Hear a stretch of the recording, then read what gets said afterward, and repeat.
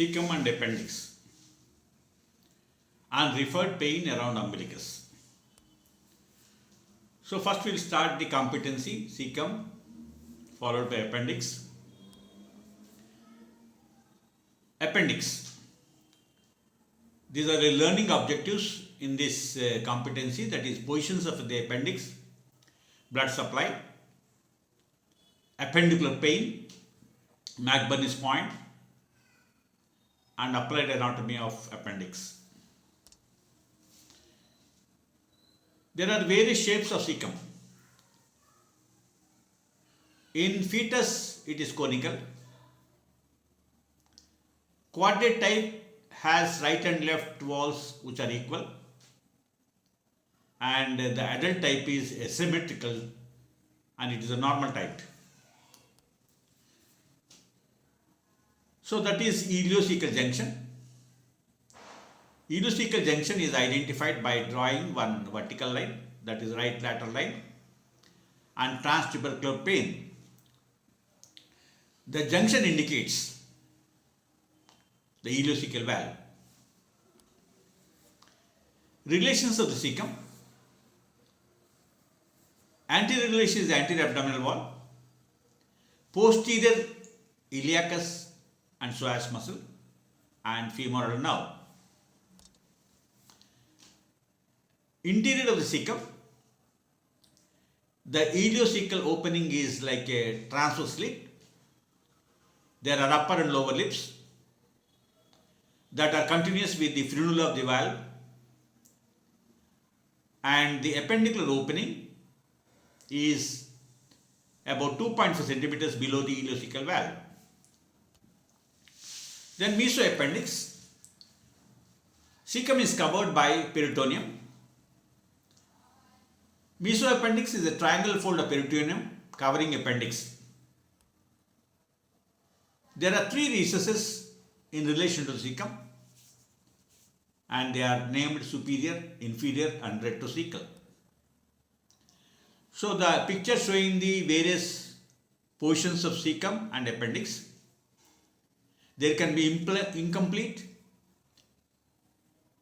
or abnormal rotation of the gut may result in the abnormal location of cecum and hence the appendix.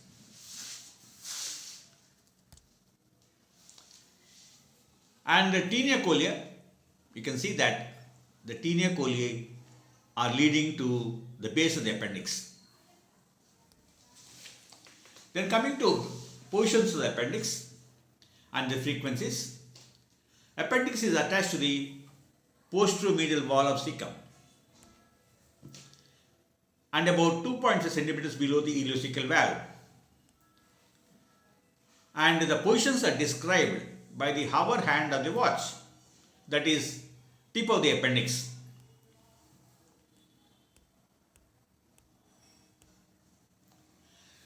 So 12 o'clock position or retrocecal is most common. It is in 65% of people. Then the second position is, that is 4 o'clock position, also called as pelvic position, that is seen in 31% of the people. Coming to blood supply, cecum is supplied by anterior and posterior cecal arteries.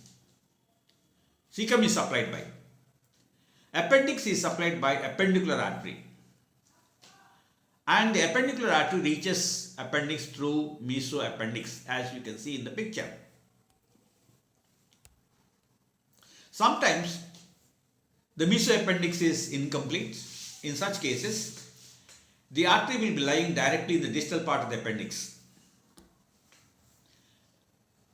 And the artery is likely to be eroded during appendicitis. And that is followed by artery getting thrombosed, and afterwards there will be necrosis of the appendix and leading to peritonitis. Lymphatic drainage. Appendix and cecum drain into ileocolic lymph nodes. Nerve supply, that is sympathetic, is from T10 segment. So the pain is referred to umbilicus.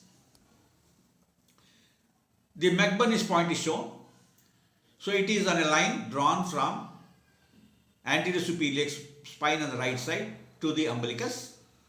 So the junction of lateral 1/3 with the medial 2/3 is the McBurney's point. It is a maximum, it is the point of maximum tenderness.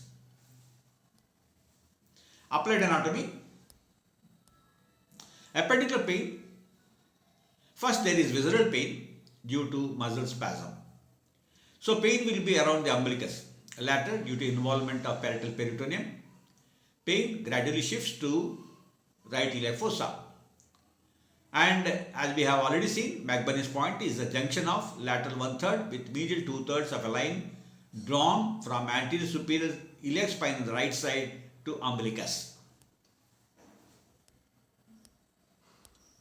Then importance of tinea coli. Importance, the tinea coli will converge at the base of the appendix. And in some cases there is appendicular dyspepsia, that is chronic appendicitis can lead to this condition. Then retrocolic appendix irritates the psoas muscle so that the patient will keep his hip flexed.